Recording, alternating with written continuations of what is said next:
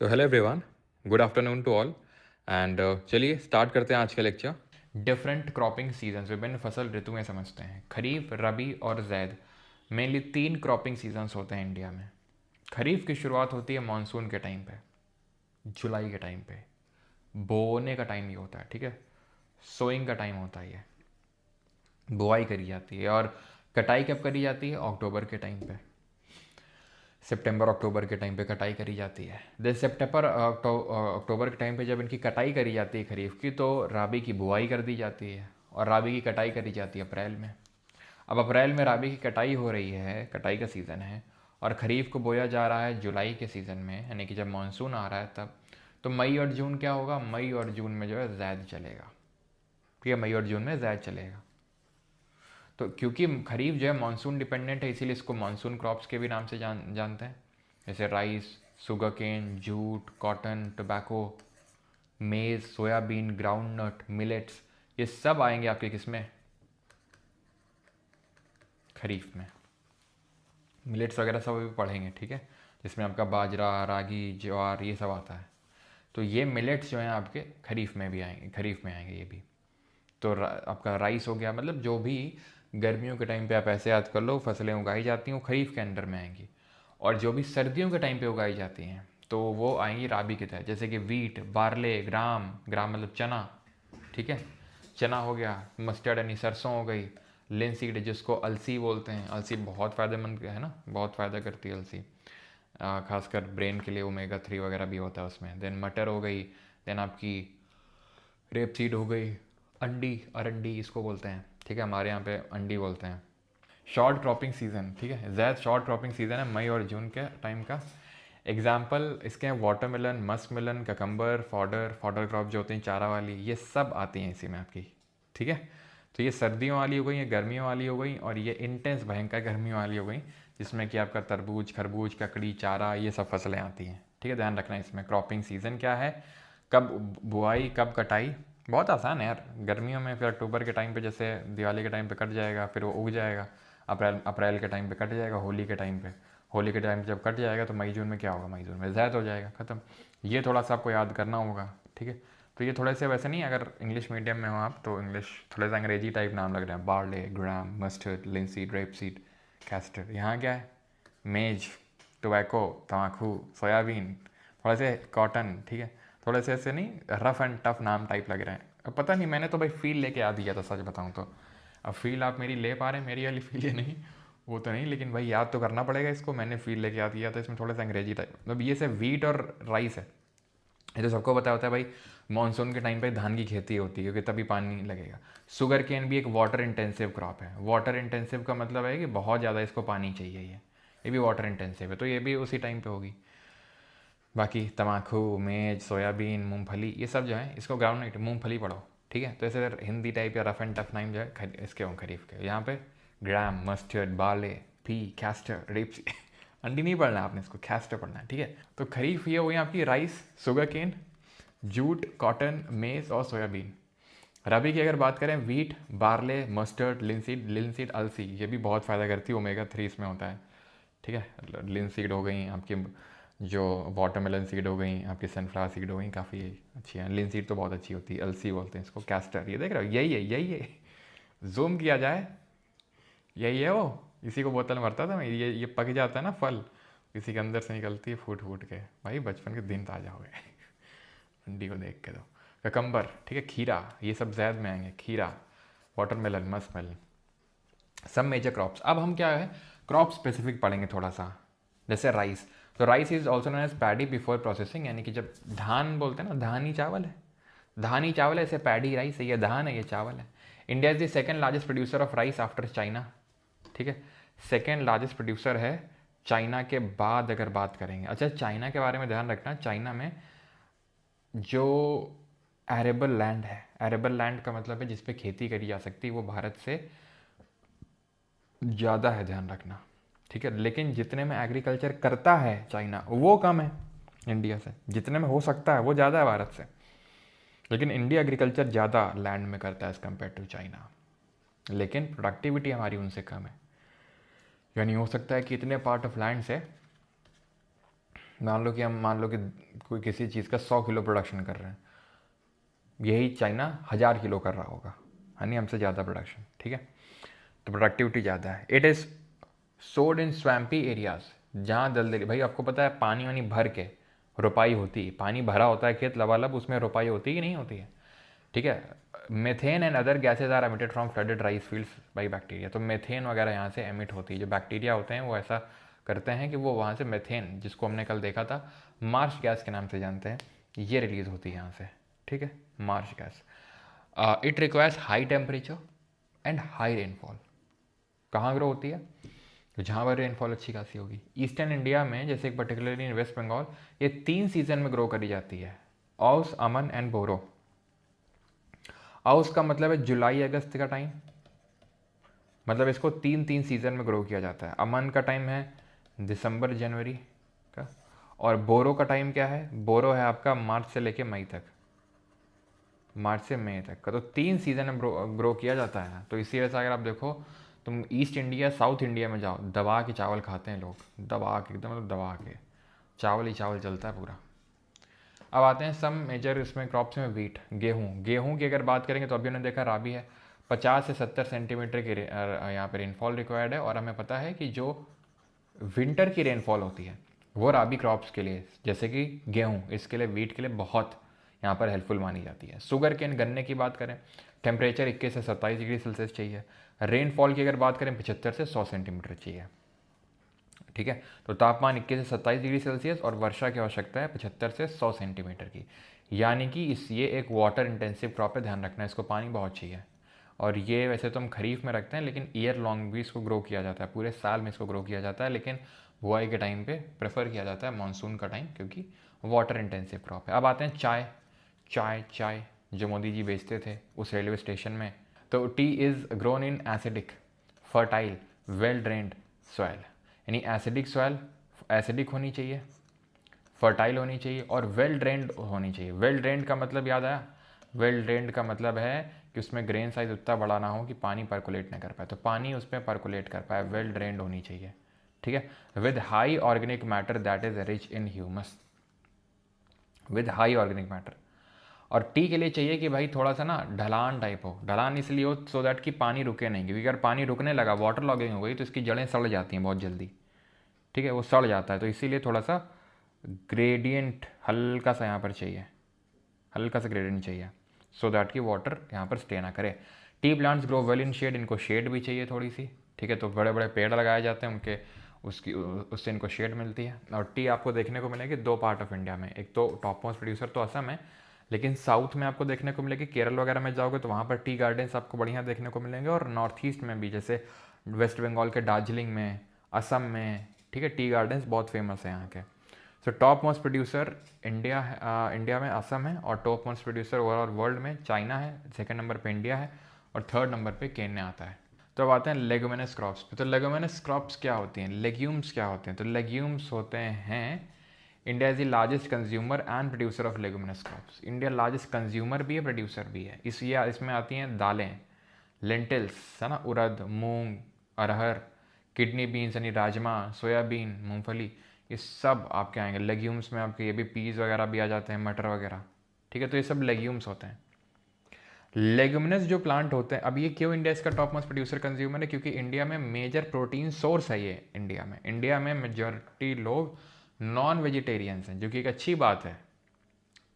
नहीं sorry, vegetarians हैं, जो कि एक अच्छी बात है, मतलब नॉन वेजिटेरियंस नहीं है। अब क्योंकि नॉन वेजिटेरियन नहीं, क्या बोल रहा हूँ मैं, हाँ, क्योंकि वो वेजिटेरियन है ज़्यादातर लोग, तो उनका जो मेजर प्रोटीन सोर्स है वो दालें ही हैं। आप देखो जितने भी हैं, चाहे दालें हों, चाहे राजमा हो, चाहे सोयाबीन हो, चाहे ये मूंगफली हो, ये सब प्रोटीन सोर्सेज हैं, है ना। जो लोग जिम जाते होंगे कि पीनट बटर दबा के खाते होंगे, क्यों, लगा के ब्रेड में एकदम सोयाबीन। फिर यूट्यूब पे एक वीडियो आता होगा, सोयाबीन से ईस्ट्रोजन बढ़ जाता है, फिर डैश प्रॉब्लम हो जाती है, ठीक है। किडनी बीन्स, राजमा, लेंटिल्स, तो ये मेजर प्रोटीन सोर्स होते हैं, अच्छी चीज़ है, ठीक है। क्यों किसी की जीव की हत्या करना अपने पेट भरने के लिए। Leguminous plants have nitrogen fixing bacteria, rhizobium हो गया, एजोबैक्टर हो गया, ये सब। इवन आप ये मान के चलो कि जो प्रोटीन सोर्सेज होते हैं जो जानवरों की हत्या नहीं भी करी जाती है, पनीर वगैरह भी हो गया, उसमें भी एक तरीके की जानवर की हत्या ही आजकल बोलते हैं, क्योंकि इतना पनीर इतना दूध इसकी सप्लाई कहाँ से आएगी। तो जो आप मतलब देखो कई सारी डॉक्यूमेंट्रीज बनी है इस पर, जहाँ पर जो गायें होती हैं उनको इतनी गंदी कंडीशन में रखा जाता है, इतने गंदे तरीके से उनसे दूध निकाला जाता है कि मतलब बियॉन्ड इमेजिनेशन। बेचारी उनका तो वह है कि भाई इससे अच्छा तो वो मर ही जाए, ऐसा टाइप वो कंडीशन में उनको रखा जाता है, और ऐसे कंडीशन में उनको दूध वगैरह निकाला जाता है इंजेक्शन लगा के, मतलब बड़े गंदे तरीके से।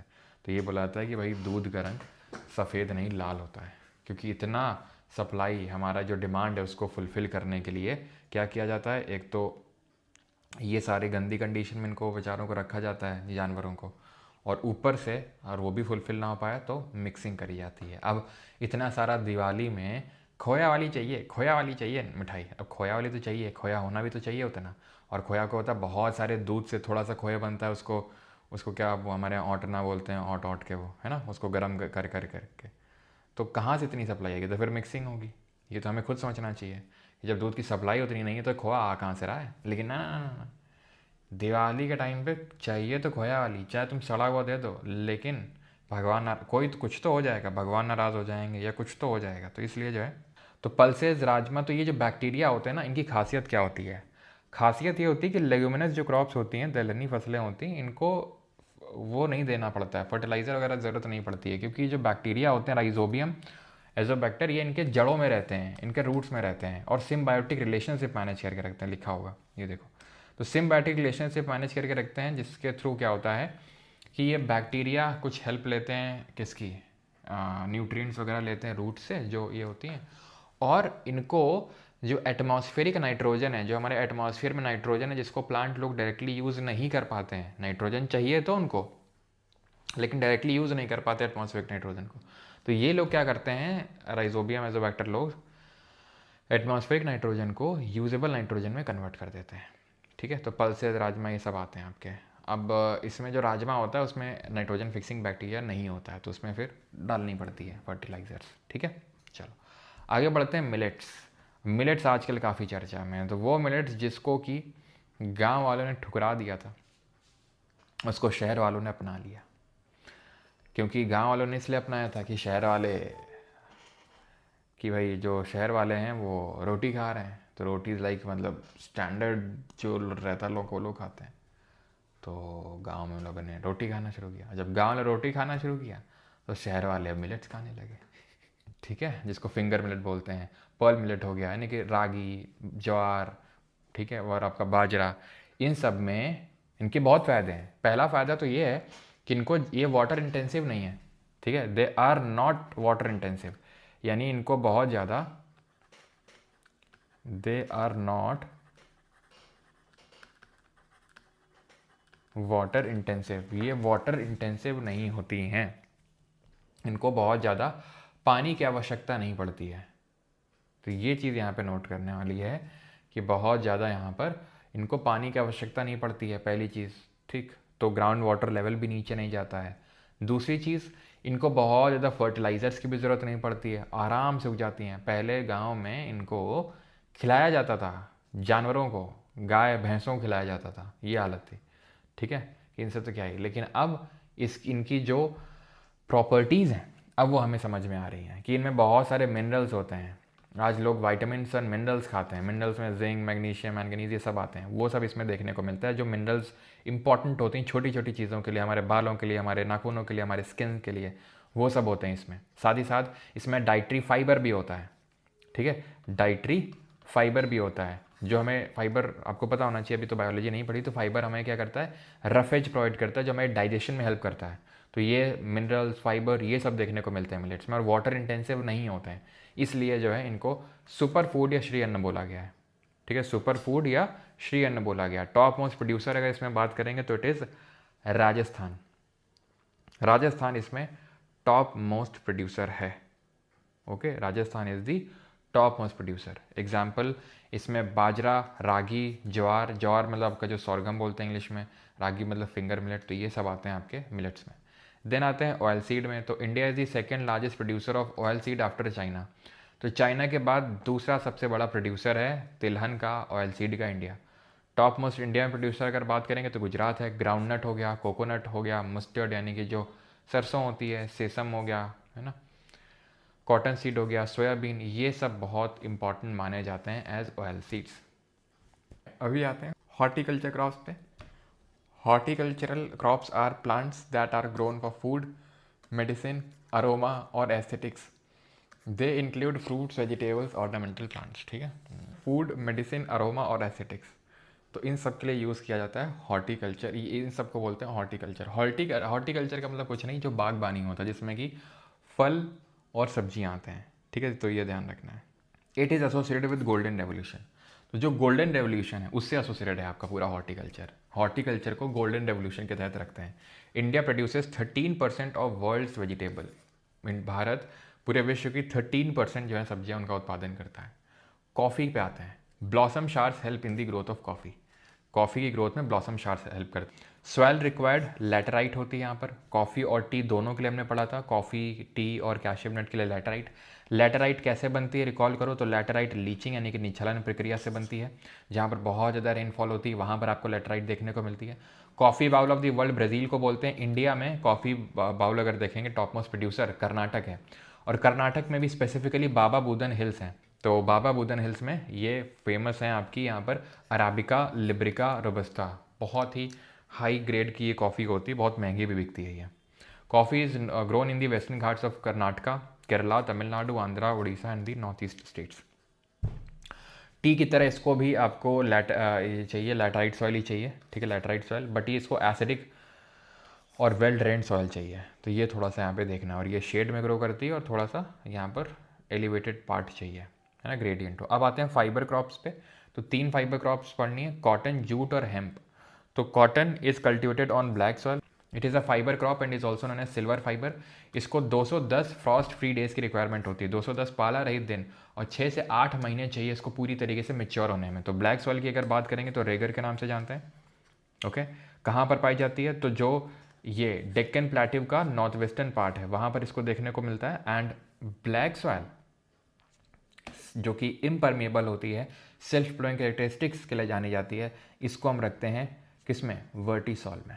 इन्वर्ट हो जाती है इसलिए। ठीक है, तो वर्टिसॉल इम्परमेबल होती है और सेल्फ फ्लोइंग कैरेक्टरिस्टिक्स होती हैं, और उसके लिए दैट इज कपास की खेती के लिए, कॉटन कल्टिवेशन के लिए सबसे फेवरेबल, सबसे बेस्ट सूटेबल होती है। दिस जूट की बात करेंगे तो this fibre crop is also known as golden fibre के नाम से जानते हैं। टॉप मोस्ट यहाँ पर अगर प्रोड्यूसर बात करेंगे तो it is India. India is the top most producer of jute. लेकिन एक्सपोर्टर की बात करेंगे वेस्ट बंगाल है, सॉरी बांग्लादेश है। ठीक है, वेस्ट बंगाल इंडिया में टॉप मोस्ट प्रोड्यूसर है। India is the overall top most producer अगर अक्रॉस दी वर्ल्ड देखें। और एक्सपोर्टर की जब बात करेंगे तो बांग्लादेश आएगा, क्योंकि हम कंज्यूम ज़्यादा कर लेते हैं। ठीक है, इसलिए हम उतना ज़्यादा एक्सपोर्ट नहीं कर पाते हैं। वेस्ट बंगाल सबसे ज़्यादा प्रोड्यूस करता है अगर हम विद इन इंडिया बात करें तो। Norwesters are considered beneficial for the growth of jute as they bring heavy rainfall which is crucial for early stages of jute cultivation. ठीक है, तो नॉर्वेस्टर्स हमने देखे थे जिसमें कि जो बरदौसिल या बरदौली चीरा था, और या फिर जो हमारा काल बैसाखी था, वो जूट के कल्टिवेशन के लिए बहुत अच्छा माना जाता है वो। ठीक है, हेम्प जिसको भांग भी बोलते हैं, it is a fast growing annual plant that is cultivated for its strong, durable and natural bast fibre, इस तरीके से होते हैं उसमें। ठीक है, इसको भांग बोलते हैं।